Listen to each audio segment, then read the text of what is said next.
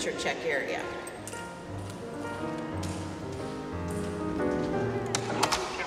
Please proceed. I have a normal temperature and my mask is on, so I'm going to proceed. Normal temperature. Please proceed. Normal temperature. Please proceed.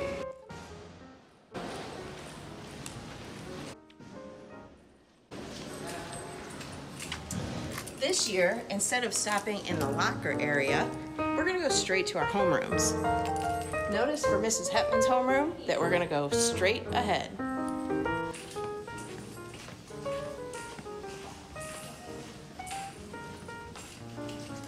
And I'm easy to find because I'm right past the restrooms. Come on in to room 103.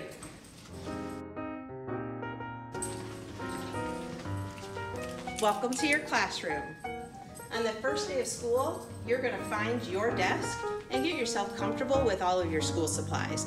We'll talk about how you can make the desk your space once we're all here.